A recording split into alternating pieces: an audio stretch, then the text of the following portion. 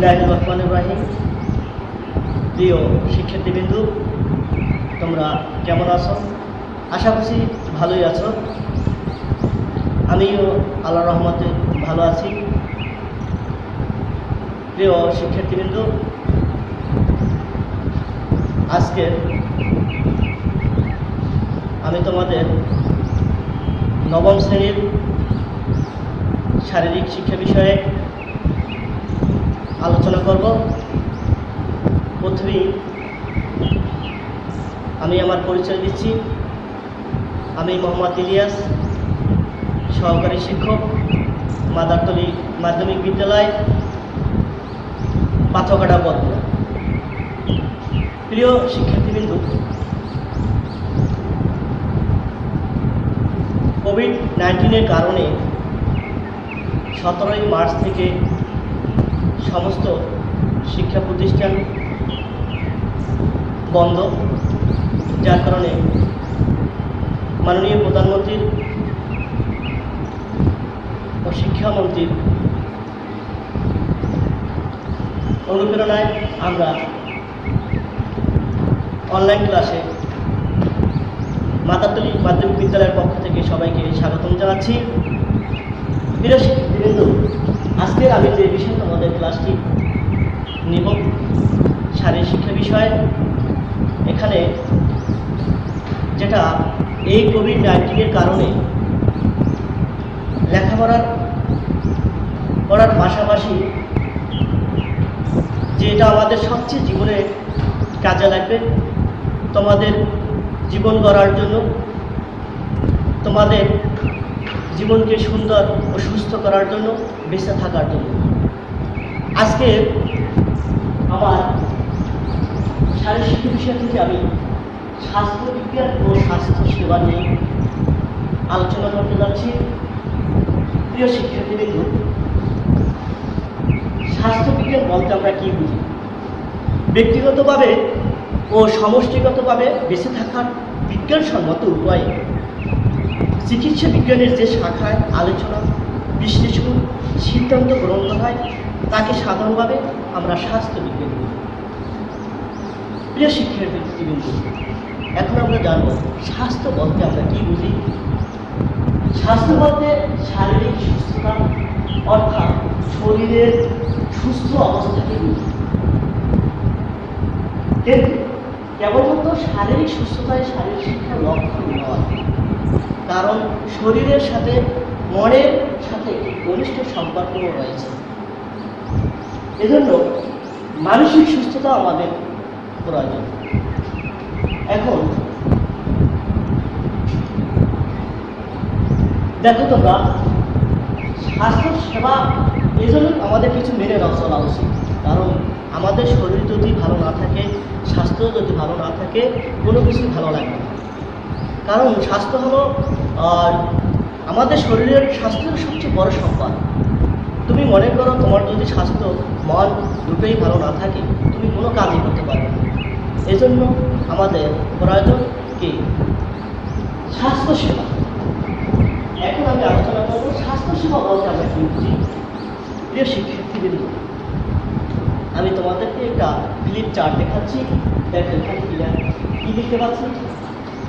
আমরা দেখতে পাচ্ছি এই এক হাতে দেখতে পাচ্ছি অনেক ময়লা।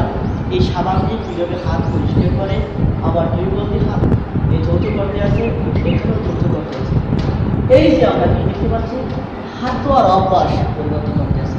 কীভাবে আমরা নিয়মিত খাবার এবং গাছ করার পরে উঠবে কীভাবে পরিষ্কার পরিচ্ছন্ন থাকবো, সে বিষয়ে আমরা কি দেখতে পাচ্ছি যে সাবান দিয়ে হাত ধুতেছে। এখন এই জন্য আমাদের কী করতে হবে? ব্যক্তিগত পরিষ্কার পরিচ্ছন্ন থাকতে হবে। এখন ব্যক্তিগত পরিষ্কার পরিচ্ছন্নতার ভিতরে আমরা এগুলো দেখতে পাই যে এবার আরেকটা আমরা যদি চার্ট দেখি, এখানে কি আছে দেখো। এই যে একজনে মা আছে মেয়েকে নখ কাটতেছে, আরও একটা মেয়ে নখ কাটতে আছে, আবার আরেকজনে বিরাজ করা হয়েছে, হাত ধুতে আছে, এবং আরেকজনে বিরাজ করতেছে। আবার টিউবওয়েল নিরাপদ পানি, স্যানিটেশন ও হাইজিন সংক্রান্ত স্বাস্থ্য পানি। হ্যাঁ, তাহলে এগুলো হলো ব্যক্তিগত পরিষ্কার পরিচ্ছন্নতা। যে আমাদের বেঁচে থাকার জন্য আমাদের কী করতে হবে, ব্যক্তিগতভাবে সবচেয়ে প্রয়োজন যেটা পরিষ্কার পরিচ্ছন্ন থাকতে হবে। যে প্রিয় শিক্ষার্থীদের, আমরা এই কোভিড-19 কারণে আমরা কি দেখতে পাচ্ছি, যে রেডিও, টেলিভিশনে, সংবাদপত্রে বিভিন্ন জায়গায় দেখতেছে যে আমরা যে এই যে কোভিড-19 কারণে সবসময় কি আমাদেরকে কি শোনাইতেছে যে তোমরা সবসময় পরিষ্কার পরিচ্ছন্নতা থাকো, সাবান দিয়ে হাত ধো এবং স্যানিটাইজার ব্যবহার করো, এরপরে তোমরা সবসময় পরিষ্কার পরিচ্ছন্নতা থাকে, এগুলোই বেশি। তাহলে এগুলো আমাদের শুধু, এছাড়াও হযরত মুহাম্মদ সাল্লাল্লাহু আলাইহি ওয়াসাল্লাম বলেছেন যে পরিষ্কার পরিচ্ছন্নতা হলো ঈমানের অঙ্গ। এজন্য আমাদেরকে সবসময় কী করতে হবে, পরিষ্কার পরিচ্ছন্ন পরিপাটি থাকতে হবে। যে কি পরিষ্কার পরিচ্ছন্নতা বলতে ব্যক্তিগত স্বাস্থ্য, তাহলে ব্যক্তিগত স্বাস্থ্য বা ব্যক্তিগত পরিষ্কার পরিচ্ছন্নতার মধ্যে কি নিয়মিত হাত ধুতে হবে, এবং যেমন এখানে দেখো কি লেখা আছে, হাত ধোয়ার অভ্যাস। খাবার তৈরির আগে, বাচ্চাকে খাওয়ানোর আগে এবং খাবার পরিবেশনের আগে হাত সাবান ও পানি দিয়ে ভালোভাবে ঘষে ধুয়ে নেব। এবং মল ত্যাগের পর শিশুকে শৌচকার্য করানোর পরে এবং শিশুর মল পরিষ্কার করার পর সাবান ও পানি দিয়ে দুই হাত ভালো করে ঘষে ধুয়ে নিন। সাবান দিয়ে দুই হাত ঘষে ধুয়ে হাত রোগ জীবাণু মুক্ত হয়। কি হয়? হাত থেকে রোগ জীবাণু মুক্ত হয়। হাতে রোগ জীবাণু থাকে না, তাই ডায়রিয়া, আমাশয়, হিম হওয়ার ভয় থাকে না। সঠিকভাবে হাত ধুয়ে শতকরা 33 রোগ প্রতিরোধ করা সম্ভব। কি দেখছো না, যে যদি আমরা সঠিক মতো হাত পরিষ্কার করি তাহলে 33 রোগ আমাদের প্রতিরোধ করা সম্ভব। সাবান ও পানি দিয়ে দুই হাত ভালো করে ঘষে দিলে কোনো রোগ জীবাণু থাকে না এবং রোগ ব্যাধি হয় না। তাহলে এরপরে আরেকটা দেখো, প্রতিদিন অন্তত 2 বার আমরা দাঁত ব্রাশ করব এবং প্রতি সপ্তাহে আমরা নখ কাটব। কেন করব? প্রতিদিন 2 বার দাঁত ব্রাশ না করলে খাদ্যের কণা দাঁতের ফাঁকের মধ্যে আটকে থাকে, বিভিন্ন ধরনের রোগবালাই হয়। বিভিন্ন ধরনের, যে আমরা যদি ঠিকমতো দাঁত ব্রাশ না করি 2 বার, কয়বার? 2 বার দাঁত ব্রাশ করতে হবে। যদি না করে রাত্রে খাবারের পর ওই যে খাবারটা যদি দাঁতের কোণায় থাকে তাহলে ওটা কি হয়ে যায়, আস্তে আস্তে পচে যায়, তারপর আস্তে আস্তে ওখান থেকে এই পোকায় ধরে, তখন বিভিন্ন ধরনের সমস্যা হয়। এই জন্য আমরা নিয়মিত 2 বার দাঁত ব্রাশ করব।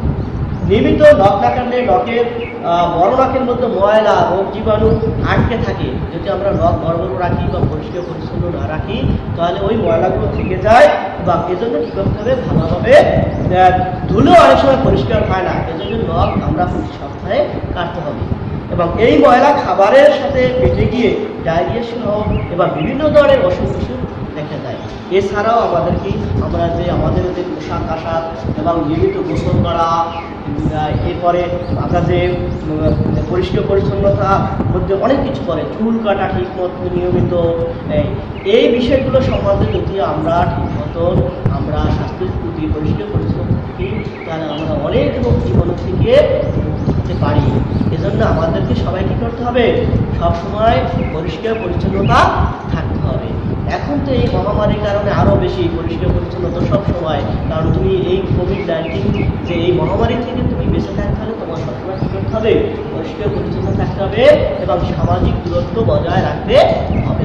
তাহলে আমরা কি আমাদের রোগমুক্ত থাকতে পারব। এছাড়াও পরিষ্কার পরিচ্ছন্নতার ভিতরে দেখো তোমাদের আরও কী কী আসতে পারে, যে তোমরা এখন নবম শ্রেণীতে পড়ো, এই মুহূর্তটা সবচেয়ে তোমাদের একটা ঝুঁকিপূর্ণ সময়। যেমন এই সময়টা হলো তোমাদের বয়ঃসন্ধিকাল। এই বয়ঃসন্ধিকালে তোমাদের অনেক পরিবর্তন দেখা যায়।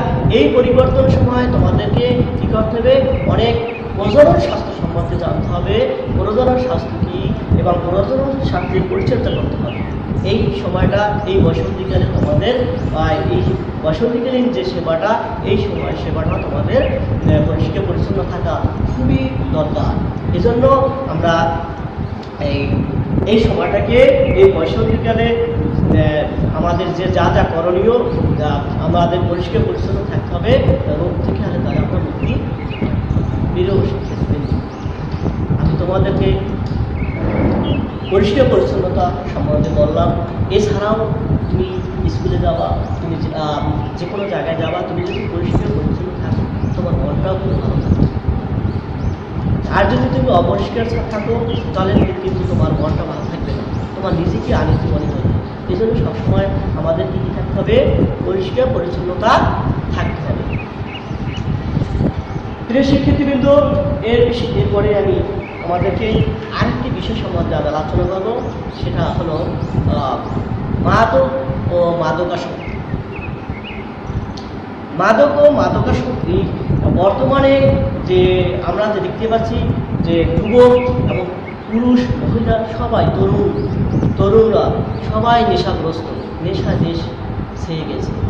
খুন খারাপি ধর্ষণ এই সব কিছু মাদকের কারণে।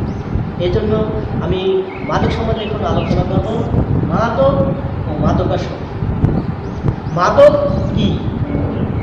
প্রিয় শিক্ষার্থী, আমি তোমাদেরকে একটা এই জিনিসটা তোমরা দেখো, এটা কি আছে? হলিউড, হয়তো এটা সিগারেট। এখানে দেখতে পাচ্ছি কি একটি শিশু দেওয়া আছে, এক হাত দিয়ে গলা টিপে। এখানে আমরা কি দেখতে পাচ্ছি? লেখা, তোমরা লক্ষ্য করো, পরোক্ষ ধূমপান মৃত্যু ঘটায়। পরোক্ষ ধূমপান মৃত্যু ঘটায়। আমরা জেনে শুনে বিষ পান করি। এখানে লেখা যে পরোক্ষ ধূমপান মৃত্যু ঘটায়, যে এটা যে ব্যবহার করে, যে খায়, এটা হলে তামাক জাতীয় এক ধরনের সিগারেট। এটা লেখাই আছে যে ধূমপান মৃত্যু ঘটায়, কিন্তু তারপরও জেনে শুনে আমরা পান করি। মাদক কি? তাহলে আমরা জানবো মাদকের আবেদনিক অর্থ ঔষধ। যে সমস্ত প্রাকৃতিক দ্রব্য বা রাসায়নিক দ্রব্য গ্রহণ করার ফলে একজন মানুষের মনের অনুভূতি ও চিন্তা চেতনা স্বাভাবিক অবস্থা থেকে অস্বাভাবিক অবস্থায় পরিবর্তন হয় বা পরিণত হয়, অর্থাৎ মানসিকতার পরিবর্তন ঘটে, তাকেই মাদক বলে। যে কি বলছি? যে আমি যে অবস্থা আছি, এই আমার যে একটা মন মানসিকতা আছে, যে আমি হঠাৎ করে একটা জিনিস পান করা হয়, আমাদের যে এই পরিবর্তনটা আবার হঠাৎ করে অস্বাভাবিক হয়ে যাবে, এই পরিবর্তন ঘটাকে কি বলে? মাদক বলে। এখন মাদকাসক্তি আর মাদক দ্রব্যের প্রতি, এইটার প্রতি যদি কোনো আসক্তি হয়ে পড়ে, যে আমাদের কিন্তু খাইতেই হবে, পান করতেই হবে, নেশা করতেই হবে, এইটা বলতে আমরা মাদকাসক্তি বুঝি। যে বাংলাদেশে প্রচলিত আছে কী কী মাদকের মধ্যে? হিরোইন, আফিম, তামাক জাতীয় দ্রব্য, তামাক পাতা দিয়ে বিড়ি, সিগারেট, চুরুট, পানের জর্দা, এগুলো কিন্তু মাদক এক ধরনের। এবং সিগারেট তুমি খাইতেছো, আরেকজনে তোমার মানে ওই গন্ধ গেছে, তাও সমান অপরাধ। এখন এই মাদকাসক্তির কারণ হলো তিনটি। কী কারণে মাদকাসক্তি হয়ে পড়ে? এটার কারণ হলো পরিবেশগত, সামাজিক এবং মানসিক। এখন কখন মাদকাসক্তি যদি আমরা এইটা পান করি, তাহলে আমাদের কী কারণে আমরা এটা প্রভাব পড়ে? পরিণতি, খারাপ পরিণতিটা কি? প্রতিকার কি? যে মাদক সেবন তুমি যদি করো, তাহলে তোমার সবচেয়ে বড় সমস্যা হলো তোমার আর্থিক ক্ষতি। যেমন এই যে সিগারেটের খোসাটা, এইটার একটা সিগারেটের দাম 5 টাকা।